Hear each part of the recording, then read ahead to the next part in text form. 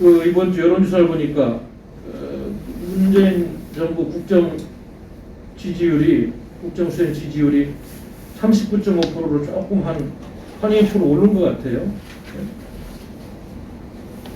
지지율이 물론 부정평가 잘못하고 있다는 57%로 뭐 상회하고 이러고 있습니다만, 그래서 도대체 나는 이러한 지지율이 이렇게 엄청난 일들이 진행되는데 이렇게 유지되는 이유가 뭐냐? 역시 국민들을 입과 눈을 가리는 조지 오웰 소설 1984년 동물농장하고 비슷한 나라에서 정부가 통제되고 국민의 알 권리가 박탈되는 전체 지구국가에 살고 있다는 심각한 반증이다. 그 이상도 그 이하도 아니다. 그거를 저는 분명히 느끼고 있습니다. 그래서 제가 지난주에 소개한 걸로 알고 있는데, 그 이혼 정부나 논설위원회 19기간에 이제 그 뭐 정규지 신문인데도 대한민국이 아니고 대북민국이다. 이게 어떻게 대한민국이냐? 북한이 통치하는 나라 같이 되어 있는 대북민국. 간첩도 안 잡고 말이죠. 김일정이가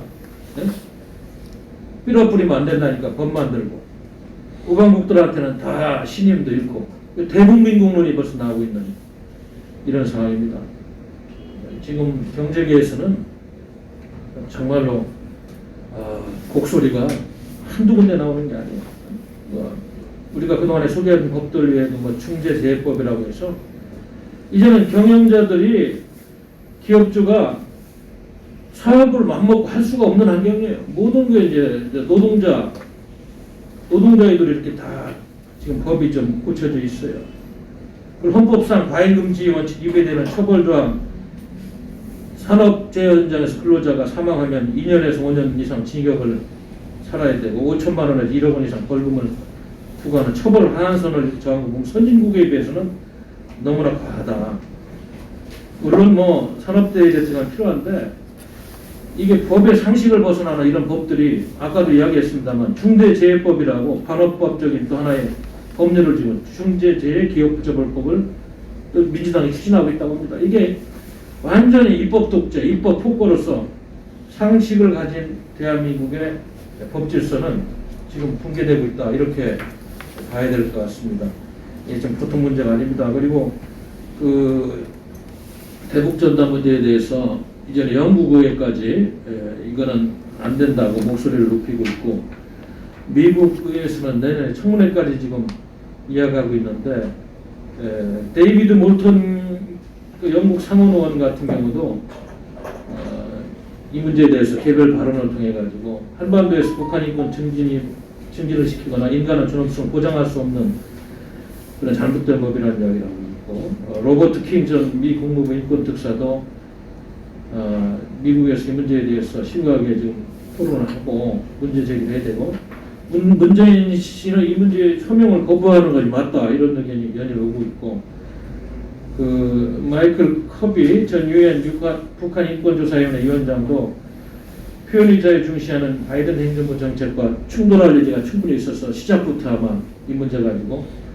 갈등의 요인이 될 것이다, 이런 이야기를 하고 있습니다. 특히 크리스 스미스 미 하원의 그 인권 랜턴 인권위원회 공동의장 같은 경우는 청문회를 열어서 이 문제를 반드시 따지겠다고 하고 있는 이런 정도까지 갔으니까, 이게 이제 송영길 외통위원장이 일개 무슨 시민도 아닌데 북한 핵을 합리화시키는 바람에 대해서 미국이 5,000개 핵을 갖고 있는데 북한이 핵을 갖는 게 뭐가 그렇게 큰 문제냐, NPT 체제의 그 불공정성을 이야기하고 이런 정도까지 왔으면은 이제는 모든 이 나라의 한 정부의 주사파 정부의 정책과 노선과 전략은 다 드러난 겁니다. 이제 국민이 뭐라든 말든 동맹국이 싫어하든 좋아하든 우리는 우리가 원하는 전체주의 주사파 나라를 건설해서 외세를 배격하고 못 사는 북한과 함께 독재 정권과 함께 북한 인민들은 굶어 죽든 개돼지처럼 살든 일단은 연방제를 해보겠다는